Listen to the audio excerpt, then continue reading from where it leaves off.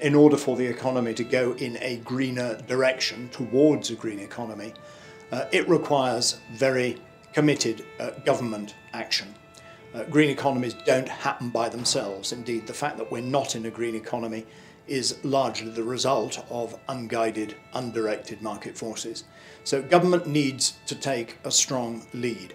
Markets are very important, and a major part of our report is how market forces can be harnessed to move towards a greener economy. I think it's been a really important time to do work of this kind because the green economy is something that is clearly important, and our work shows that. And yet, at a time when the economy is fragile, people tend to move focus to shorter term issues, and that's fine, but actually we need to think about the long term even when we're in difficult economic times. And in fact, it's often a good time when interest rates are low to think about how to channel investment towards a green economy. And in fact, as our report shows, there are opportunities to stimulate and strengthen the recovery through green economy policy.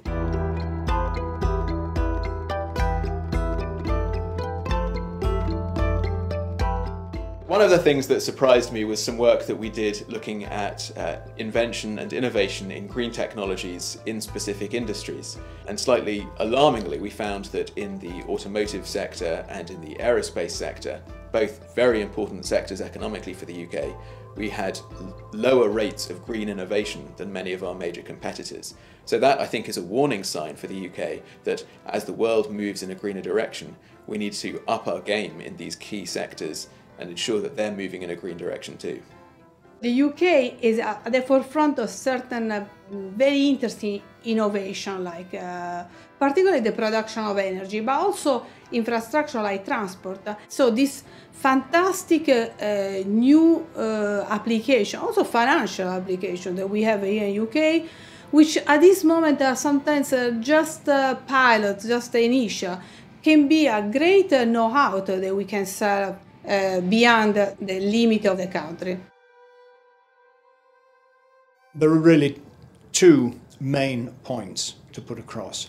The first is that we're not talking about a few niches in the economy that you might be able to label green.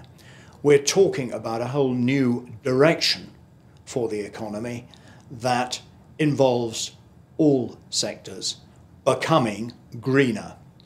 And I think the three core concepts that we developed in our work thinking about this as to how we defined greener was that they would lead to or make more likely a stable climate, so we're talking about a low carbon economy, high environmental quality, so we're talking about low levels of pollution, and resource security, so increasing resource productivity and less reliance on raw materials, the supply of which might become insecure in the future.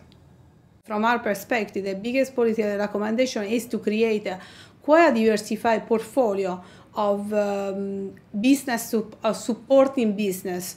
And from the point of view that we are saying of creating support for the bottom up, so any kind of startup system, smart city, and so on, that are related to green economy, but also large policy initiative, consider, for example, security and safety for energy, flood defense. All these things are national. They have to be considered at the national level.